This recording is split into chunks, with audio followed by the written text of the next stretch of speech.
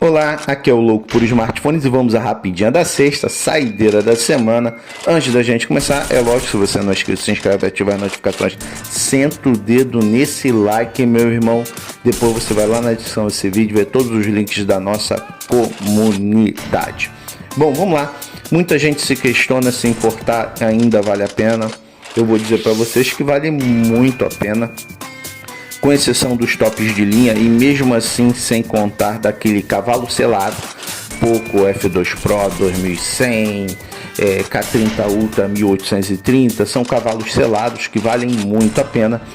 Tem a importação para revender, muita gente aí complementando sua renda ou até sustentando sua família com a importação, né? Lembrando, Poco M3, só um exemplo, eu comprei no lançamento a R$828, foi repassado lá no nosso clube de vantagens. É só clicar aí, seja membro e vir para o clube de vantagens que vale a pena. Mestre Gil, revendendo aparelho a preço de custo, tem muita coisa boa lá no nosso clube de vantagens.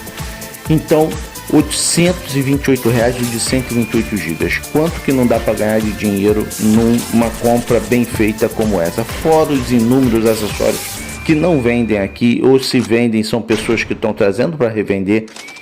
E aí você ainda questiona se importar ainda vale a pena? Vale muito a pena. Dá para sustentar às vezes uma família só com importação, se você souber comprar, se você souber adquirir os produtos corretos lá e ganhar o seu dinheirinho aqui. Então fica aí a dica. Não esqueça aí todos os links na descrição do vídeo. Bom final de semana a todos os loucos.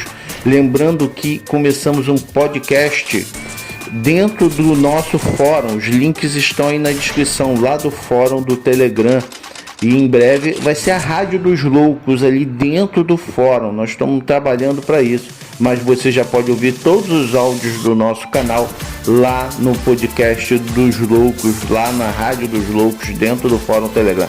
Todos os links na descrição. Uma boa semana a todos, fiquem com Deus e até segunda-feira.